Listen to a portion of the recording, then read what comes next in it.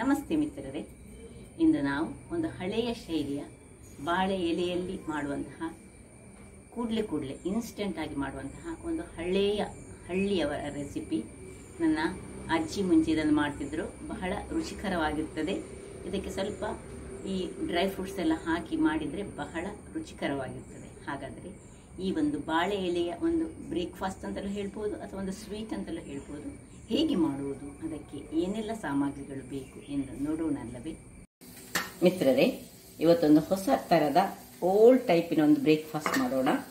ಇದಕ್ಕೆ ನೋಡಿ, ಒಂದು ಬೌಲ್ನಷ್ಟು, ಒಂದು 150 ಗ್ರಾಮ್ನಿಂದ 200 ಗ್ರಾಮ್ಸ್ನಷ್ಟು ಅಕ್ಕಿಯ ಹುಡಿ, ಒಂದು 100 ಗ್ರಾಮ್ಸ್ನಷ್ಟು ಬೆಲ್ಲ, ಒಂದು 25 ಗ್ರಾಮ್ಸ್ನಷ್ಟು ಇದು ದ್ರಾಕ್ಷಿ, ಒಣ ದ್ರಾಕ್ಷಿ, ಸ್ವಲ್ಪ ಒಂದು 20 ಗ್ರಾಮ್ಸ್ನಷ್ಟು ಗೇರು ಬೀಜ, ಒಂದು 100 ಗ್ರಾಮ್ಸ್ನಷ್ಟು ತೆಂಗಿನ ತುರಿ, ಫ್ರೆಶ್ ತೆಂಗಿನ ತುರಿ ಬೇಕು, ಮತ್ತು ಸ್ವಲ್ಪ ಏಲಕ್ಕಿ. ಅಲ್ಲದೆ ಈ ಬಾಳೆ ಎಲೆ, ಇವತ್ತು ಮಾಡೋದು ನಾವು ಬಾಳೆ ಎಲೆಯಲ್ಲಿ ಹಾಕಿ ಮಾಡುವಂಥದ್ದು. ಈಗ ಮೊದಲಿಗೆ ನಾವು ಒಂದು ಗ್ಯಾಸನ್ನು ಉರಿಸಿಕೊಂಡು ಅದರಲ್ಲಿ ಒಂದು ಸ್ವಲ್ಪ ನೀರನ್ನು ಹಾಕೊಳ್ಳೋಣ. ಪಾತ್ರೆ ಇಟ್ಟು ಬೆಲ್ಲವನ್ನು ಹಾಕಿ ಬೆಲ್ಲವನ್ನು ಇದರಲ್ಲಿ ಕದಡಿಸಿಕೊಳ್ಳೋಣ, ಅಂದರೆ ನೀರು ಮಾಡಿಕೊಳ್ಳೋಣ. ನೀರು ಮಾಡಿದ ಮೇಲೆ ನಮ್ಮ ಈಗ ಕೆಲಸ ಶುರುವಾಗ್ತದೆ. ಇಲ್ಲಿ ನೀರಾಗ್ತಾ ಇರುವ ಹಾಗೆ ನಾವು ನಾನು ಗ್ಯಾಸಲ್ಲಿ ಒಂದು ಪಾತ್ರೆಯನ್ನು ಇಟ್ಟುಕೊಂಡು, ಅಂದರೆ ಬಣಾಲೆ ಸಣ್ಣದು, ಸ್ವಲ್ಪ ತುಪ್ಪ ಹಾಕೊಳ್ತೇನೆ. ಇದಕ್ಕೆ ಮೊದಲಿಗೆ ಸ್ವಲ್ಪ ಗೇರು ಬೀಜ ಸ್ವಲ್ಪ ಫ್ರೈ ಮಾಡಿಕೊಳ್ಳೋಣ. ಗೇರು ಬೀಜ ಸ್ವಲ್ಪ ಸಣ್ಣ ಉರಿಯಲ್ಲಿ ಸ್ವಲ್ಪ ಫ್ರೈ ಆಗಬೇಕದು. ಇದು ನಾನು ಸ್ವಲ್ಪ ಪ್ರಮಾಣದಲ್ಲಿ ಮಾಡಿದ್ರೆ ಇಷ್ಟು ಗೇರು ಬೀಜ, ನೀವು ಸ್ವಲ್ಪ ಹೆಚ್ಚು ಗೇರು ಬೀಜ ಹಾಕ್ಕೊಳ್ಬೋದು. ಗೇರು ಬೀಜದೊಟ್ಟಿಗೆ ಇನ್ನು ಸ್ವಲ್ಪ ಗೇರು ಬೀಜ ಫ್ರೈ ಆಗುವಾಗ ಈ ದ್ರಾಕ್ಷಿಯನ್ನು ಹಾಕೊಂಡು, ಬೇಕಿದ್ರೆ ಗೇರು ಬೀಜ ಇನ್ನು ಸಣ್ಣದಾಗಿ ತುಂಡು ಗೇರು ಬೀಜಗಳಿದ್ರೆ ಸಹ ಅದನ್ನು ಯೂಸ್ ಮಾಡಿದ್ರೆ ಸಹ ಒಳ್ಳೆದಾಗ್ತದೆ. ತುಂಡು ಅದು ಮತ್ತೆ ಅದರ ಒಳಗೆ ಮಿಕ್ಸ್ ಮಾಡುವಾಗ ಬಹಳ ಚೆನ್ನಾಗಿ, ತಿನ್ನುವಾಗ ಬಾಯಿಗೆ ಸಿಕ್ಕುವಾಗ ಒಳ್ಳೆದಾಗ್ತದೆ. ಅದೇ ಸಣ್ಣ ಉರಿಯಲ್ಲಿ ಮಾಡಿಕೊಡ್ಬೇಕು, ಇಲ್ಲದ್ರೆ ಅದು ಕರಟಿ ಹೋಗ್ತದೆ. ದ್ರಾಕ್ಷಿ ಒಳ್ಳೆ ಪಾಪ್ ಆಗುವಾಗ ನಾವು ಇದನ್ನು ಆಫ್ ಮಾಡಿಕೊಳ್ಳೋಣ. ಇಲ್ಲಿ ನೋಡಿ, ಇದೆಲ್ಲ ಸಹ ನೀರಾಗಿದೆ. ಇದನ್ನು ನಾವು ಖಾಲಿ ನೀರು ಮಾಡಿಕೊಂಡ್ರೆ ಸಾಕು, ಪಾಕ ಮಾಡಿಕೊಳ್ಳುವ ಅಗತ್ಯ ಇಲ್ಲ. ಸರಿ, ನೀರಾಗಲಿ. ಓಕೆ ವೀಕ್ಷಕರೇ, ನೋಡಿ ಇಲ್ಲಿ ಬೆಲ್ಲ ನೀರಾಯ್ತು. ಇದನ್ನು ಸ್ವಲ್ಪ ಇಳಿಸ್ಕೊಳ್ತಿದ್ದೇನೆ ನಾನು.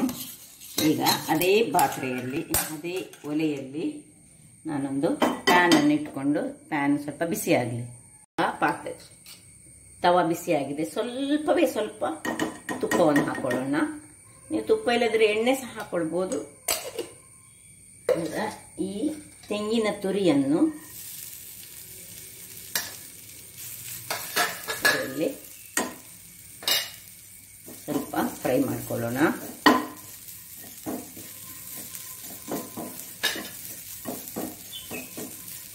ಇನ್ನು ಸ್ವಲ್ಪ ಈ ಬೆಲ್ಲದ ನೀರನ್ನು ಇದಕ್ಕೆ ಹಾಕೊಳ್ತಿದ್ದೇನೆ ನಾನು. ಈ ಬೆಲ್ಲ ಮಾಡಿಟ್ಟಿದ್ದೇನೆ, ನೀರು ಮಾಡಿಕೊಂಡಿದ್ದೇನಲ್ಲ, ಇದರಲ್ಲಿ ಸ್ವಲ್ಪ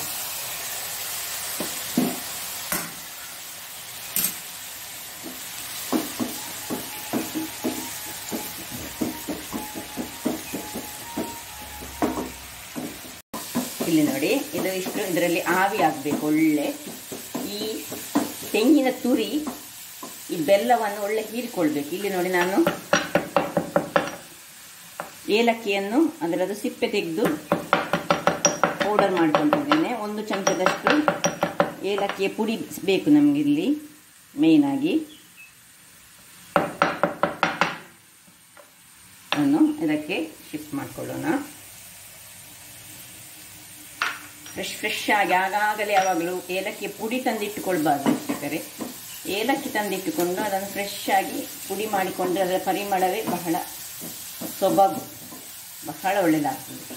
ನೋಡಿ, ಇದರಲ್ಲಿ ಒಳ್ಳೆ ಡ್ರೈ ಆಯ್ತಲ್ಲ. ಈಗ ಡ್ರೈ ಆದದನ್ನು ನಾವು ಈಗ ಆಫ್ ಮಾಡಿಟ್ಕೊಂಡು ಈಗ ತಣ್ಣಗಾಗಲಿಕ್ಕೆ ನಾವು ಬಿಡುವ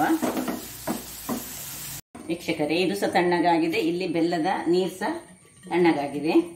ಈಗ ಇಲ್ಲಿ ಉಪ್ಪನ್ನು ಹಾಕೊಳ್ಳೋಣ ಸ್ವಲ್ಪ. ಇಲ್ಲಿ ಪಾತ್ರೆಗೆ ಎಷ್ಟು ರುಚಿಗೆ ತಕ್ಕಷ್ಟು ಉಪ್ಪು ಸ್ವಲ್ಪ ಹಾಕುವ. ಇಲ್ಲಿ ಈ ಅಕ್ಕಿ ಹುಡಿಯನ್ನು ಹಾಕೊಳ್ಳೋಣ.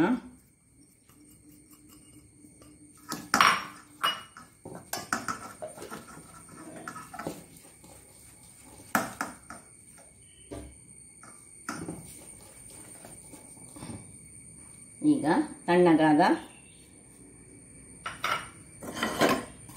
ಇದನ್ನು ಇದೆಲ್ಲ ಹಾಕೊಂಡು ಮಿಕ್ಸ್ ಮಾಡುವ. ಇನ್ನು ಇಲ್ಲಿ ಈ ಗೇರು ಬೀಜ ದ್ರಾಕ್ಷಿ ಸಹ ತಣ್ಣಗಾಗಿದೆ, ಇದನ್ನು ಸಹ ಆಚೆ ಮಿಕ್ಸ್ ಮಾಡ್ಕೊಳ್ಳೋಣ.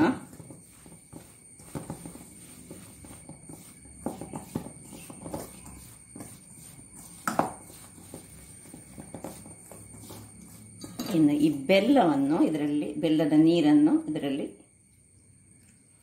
ನಿಮ್ಮ ಬೆಲ್ಲ ಒಳ್ಳೆದಿರದಿದ್ರೆ ಗಾಳಿಸಿಕೊಂಡು ಹಾಕೊಳ್ಳಿ, ಸ್ವಲ್ಪವೇ ಹಾಕಿ ಮಿಕ್ಸ್ ಮಾಡ್ಕೊಳ್ಳೋಣ.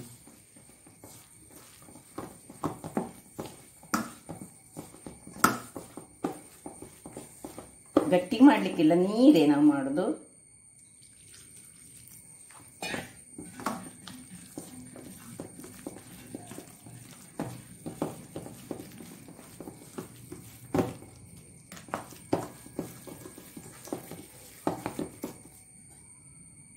ಎಲ್ಲ ನೀರನ್ನು ಹಾಕ್ಕೊಂಡು ನಾನೀಗ ಹದ ಮಾಡಿ ನಿಮಗೆ ತೋರಿಸ್ತೇನೆ, ಯಾವ ಕನ್ಸಿಸ್ಟೆನ್ಸಿ ಬೇಕು ಹೇಳಿ. ನೋಡಿ ವೀಕ್ಷಕರೇ, ಸ್ವಲ್ಪ ಇದು ಸ್ವಲ್ಪ ಇಟ್ಟ ಕೂಡಲೇ ಇದು ಗಟ್ಟಿ ಆಗ್ತದೆ. ಈಗ ಇದಕ್ಕೆ ಇನ್ನು ಸ್ವಲ್ಪ ನೀರನ್ನು ಹಾಕೊಡ್ತಿದ್ದೇನೆ ನಾನು. ಸ್ವಲ್ಪ ಪೋರಿಂಗ್ ಕನ್ಸಿಸ್ಟೆನ್ಸಿಯಲ್ಲಿ ಇದು ಇರಬೇಕು. ಬಾಳೆ ಎಲೆಯಲ್ಲಿ ಹಾಕೋದಲ್ಲ ನಾವೀಗ.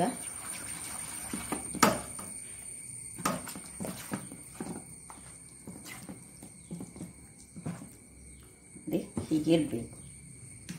ಈಗ ಇಲ್ಲಿ ಗ್ಯಾಸನ್ನು ಉರಿಸಿಕೊಂಡು ನಾನು ಸ್ವಲ್ಪ ಎಲೆಗಳನ್ನು ಸ್ವಲ್ಪ ಬಾಡಿಸಿಕೊಳ್ತೇನೆ. ಸ್ವಲ್ಪ ಬಾಡಿಸಿದರೆ ಆಯ್ತು. ಮತ್ತೆ ಇಲ್ಲಿ ಇದು ಬಾಡಿಸ್ತಾ ಇರುವಾಗಲೇ ಇಲ್ಲಿ ಒಂದು ಸ್ಟೀಮರನ್ನು ನಾನು ಇದರಲ್ಲಿ ಸ್ವಲ್ಪ ನೀರನ್ನು ಹಾಕಿ ಸ್ಟೀಮ್ ಆಗಲಿಕ್ಕೆ ಇಟ್ಟಿದ್ದೇನೆ. ಇದು ನಾವು ಸ್ಟೀಮ್ ಮಾಡುವಂತಹ ಒಂದು ಆರೋಗ್ಯಕರವಾದ ಒಂದು ಬ್ರೇಕ್ಫಾಸ್ಟ್ ಅಂತ ಹೇಳ್ಬೋದು. ಇದು ಹಿಂದಿನವರು ಇದನ್ನು ಮಾಡ್ತಿದ್ರು. ಈ ಹಬ್ಬ ಹರಿದಿನಗಳಲ್ಲಿ ಇದನ್ನು ಹೆಚ್ಚಾಗಿ ಮಾಡ್ತಿದ್ರು. ನೋಡಿ ವೀಕ್ಷಕರೇ, ಬಾಳೆ ಈ ಸೈಡಿನ ಇದನ್ನು ನಾನು ತೆಗೆದು ಇದರಲ್ಲಿಂದ ಸ್ವಲ್ಪ ಹೀಗೆ ನೂಲನ್ನು ಮಾಡಿಟ್ಟುಕೊಳ್ತೇನೆ. ಇದು ನಮ್ಗೀಗ ಕಟ್ಟಲಿಕ್ಕೆ ಬೇಕು. ಇದನ್ನು ಮತ್ತೆ ಸ್ವಲ್ಪ ಬಿಸಿಯಲ್ಲಿ ಮಾಡಿದರೆ ಅದು ಸ್ವಲ್ಪ ಬಾಡ್ತದೆ. ನೋಡಿ, ಹಾಗೆ ಸ್ವಲ್ಪ ಮಾಡಿಟ್ಟುಕೊಂಡಿದ್ದೇನೆ ನಾನು. ನೋಡಿ ವೀಕ್ಷಕರೇ, ಈಗ ನೋಡಿ ಈ ಬಾಳೆ ಎಲೆಯನ್ನು ಹೇಗೆ ಫೋಲ್ಡ್ ಮಾಡಬೇಕು ಹೇಳಿದರೆ, ಹೀಗಿದ್ದ ಬಾಳೆ ಎಲೆಯನ್ನು ಹೀಗೆ ಫೋಲ್ಡ್ ಮಾಡಿಕೊಂಡು ನಾವು, ಅಲ್ಲ, ಇದು ಒಳಗೆ ಭಾಗ ಹೀಗೆ ಇರಬೇಕು, ಇದು ಹೊರಗೆ ಇರಬೇಕು. ಹೀಗೆ ಫೋಲ್ಡ್ ಮಾಡಿ ಇದನ್ನು ಎರಡು ಸೈಡಲ್ಲಿ ಹೀಗೆ ಮಡಿಸಿಕೊಳ್ಬೇಕು ನಾವು. ಹೀಗೆ ನೋಡಿ, ಎರಡು ಹೀಗೆ ಸಹ ಹೀಗೆ ಹೀಗೆ ಹೀಗೆ ಒಳ್ಳೆ ಮಡಿಸಿಕೊಂಡು ಇದನ್ನೊಂದು ಪಾಕೆಟ್ನ ಥರದಲ್ಲಿ ಮಾಡಿಕೊಳ್ಳೋದು. ಪಾಕೆಟ್ನ ಥರದಲ್ಲಿ ಮಾಡಿ ಇದನ್ನು ಹೀಗೆ ಓಪನ್ ಮಾಡಿಕೊಂಡು ನಾವು ಮಾಡಿಟ್ಟಂತಹ ಈ ಮಿಶ್ರಣವನ್ನು ಇದರ ಒಳಗೆ ತುಂಬಿಸಿಕೊಳ್ಳೋದು. ಮತ್ತೆ ಇದನ್ನು ಲಾಕ್ ಮಾಡಲಿಕ್ಕೆ ಇದರದೇ ಬಾಳೆ ಎಲೆಯನ್ನೇ ನಾವೀಗ ಆರೋಗ್ಯಕರವಾಗಿ ಮಾಡೋದಾಗಿ ಹೀಗೆ ಮಾಡಿ ನೋಡಿ, ಹೀಗೆ ಆಯ್ತಲ್ಲ, ಲಾಕ್ ಆಯ್ತಲ್ಲ.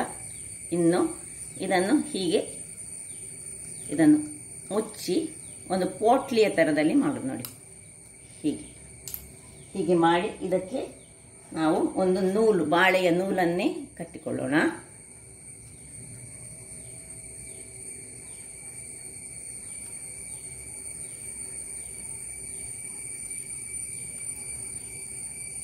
ಇದಕ್ಕೆ ಇನ್ನೊಬ್ಬರು ಹೀಗೆ ನಾವು ಹಿಡಿಯುವಾಗ ಇನ್ನೊಬ್ಬರು ಕಟ್ಟಲಿಕ್ಕಿದ್ರೆ ಬಹಳ ಒಳ್ಳೆಯದು.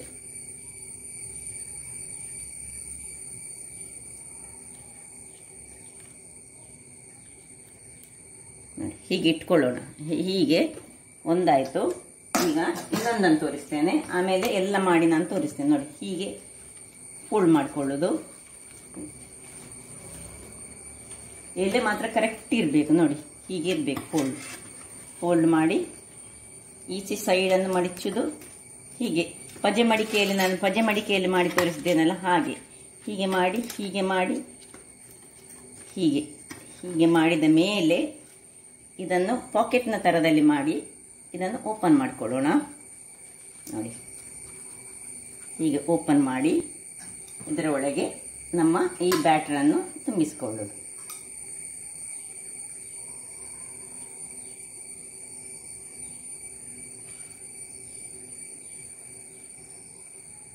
ಬಹಳ ರುಚಿಕರವಾಗಿರ್ತದೆ ಮತ್ತು ಆರೋಗ್ಯದಾಯಕವೂ ಹೌದು.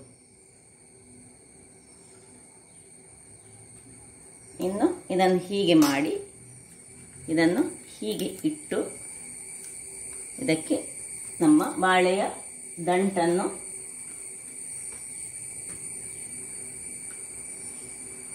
ನಾವು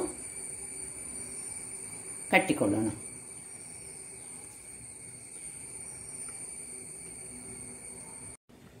ಇಲ್ಲಿ ನೋಡಿ ವೀಕ್ಷಕರೇ, ಒಟ್ಟು ಈ 150 ಗ್ರಾಮ್ಸ್ನಲ್ಲಿ ನಂದು 1 2 3 4 5 ಪೋಟ್ಲಿಗಳಾಗಿದೆ. ಈಗ ಇಲ್ಲಿ ನೋಡಿ ಬಿಸಿ ಸಾಗಿದೆ, ನೀರು ಬಿಸಿಯಾಗಿದೆ. ಈಗ ಒಂದೊಂದಾಗಿ ಇದರಲ್ಲಿ ಇಟ್ಟುಕೊಂಡು ನಾವು ಬೇಯಿಸಿಕೊಳ್ಳೋಣ. ಹೀಗೆ ಸ್ಟ್ರೈಟಲ್ಲಿ ಇಟ್ಕೊಂಡು ಬೇಯಿಸಿದ್ರೆ ಆಯಿತು. ಇದು ಮೇನ್ ಇದರಲ್ಲಿ ಇರೋದು ನಾವು ಬಾಡಿಸಿಕೊಳ್ಳುವುದು. ಚೆನ್ನಾಗಿ ಬಾಡಿಸಿಕೊಂಡ್ರೆ ಉಂಟಲ್ಲ ಬಾಳೆ ಎಲೆಯನ್ನು, ಇದು ಏನು ಹೊರಗೆ ಬರುವುದಿಲ್ಲ. ಅದರಿಂದಾಗಿ ಬಾಡಿಸಿಕೊಂಡ್ರೆ ಕರೆಕ್ಟ್ ಆಗ್ತದೆ. ನೋಡಿ ಹೇಗೆ ಬಂದಿದೆ ನಮಗೆ, ಹೀಗೆ ಆ ರೌಂಡ್ಸ್ ಮಾಡಬೇಕು. ನಾನು ಇನ್ನೊಮ್ಮೆ ಬೇಕಿದ್ರೆ ನಿಮಗೆ ಎಲೆಯನ್ನು ತೋರಿಸಿಕೊಡ್ತೇನೆ. ಈಗ ಇದನ್ನು ಮುಚ್ಚಿಕೊಂಡು ನಾವು ಬೇಯಿಸೋಣ. ಇಲ್ಲಿ ನೋಡಿ ನಾನು ಹೇಳಿಕೊಡ್ತೇನೆ ಹೇಳಿದೆಲ್ಲ ನೋಡಿ, ಹೀಗೆ ಇದನ್ನು ಹೀಗೆ ಬಾಡಿಸಿಕೊಂಡ ಎಲೆಯನ್ನು ಹೀಗೆ ಮಾಡಿಸಿಕೊಳ್ಳುವುದು. ಮತ್ತೆ 2 ಸೈಡಿನಿಂದ ಹೀಗೆ ಫೋಲ್ಡ್ ಮಾಡುದು. ಈಗ ಒಂದು ಸೈಡ್ ಹೀಗೆ ಫೋಲ್ಡು. ಬೇರೆ ಏನು ಇದಕ್ಕೆ ಈ ತೆಂಗಿನ ಗರಿಯ ಒಂದು ಕಡ್ಡಿಗಳನ್ನು ಸಹ ಹಾಕೊಳ್ಬೇಕಂತಿಲ್ಲ. ಹೀಗೆ ಮಾಡಿ ಹೀಗೆ ಪಾಕೆಟ್ ತರ ಮಾಡಿ ಇದನ್ನು ಓಪನ್ ಮಾಡಿ ಇದರೊಳಗೆ ತುಂಬಿಸುವುದು. ಮತ್ತೆ ಇದನ್ನು ಹೀಗೆ ಮಾಡಿ ಇದನ್ನು ಹೀಗೆ ಕಟ್ಟಿಕೊಳ್ಳುವುದು, ಮತ್ತೆ ಬಂದ್ ಮಾಡಿಕೊಳ್ಳುವುದು. ಅಷ್ಟೇ ಇರುವುದು ಇದರಲ್ಲಿ. ಇದೀಗ ಬೇಯಲಿಕ್ಕೆ 20 ನಿಮಿಷ ಬೇಕು. ಬೇಯಲಿ, ಆಮೇಲೆ ನೋಡೋಣ. ವೀಕ್ಷಕರೇ ನೋಡಿ, 20 ನಿಮಿಷ ಕಳೆದಿದೆ. ಹೀಗೆ ಬೆಂದಿದೆ ನೋಡೋಣ. ಹೀಗೆ ಇದನ್ನು ಒಳಗೆ ಒಂದು ಚೂರಿಯನ್ನು ಹಾಕೊಂಡು ಹೀಗೆ ಮಾಡಿ ಹಿಡಿಯದಿದ್ರೆ ನೋಡಿ ಇದು ಆಯ್ತು ಹೇಳಿ ಅರ್ಥ. ಈಗ ಒಂದೊಂದಾಗಿ ತೆಗೆದುಕೊಳ್ಳೋಣ. ಬಿಸಿ ಉಂಟು.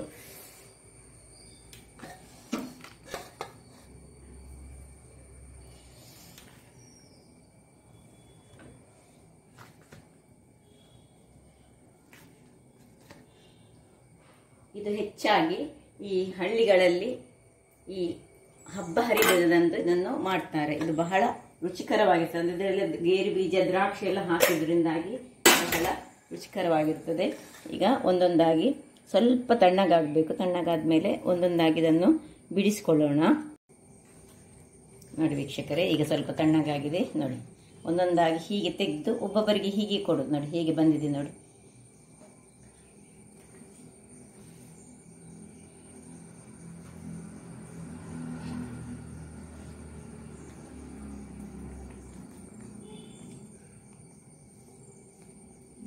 ಬಹಳ ರುಚಿಕರವಾಗಿರ್ತದೆ ಮತ್ತೆ ಇನ್ಸ್ಟೆಂಟ್ ಆಗಿ ಮಾಡುವಂಥದ್ದು.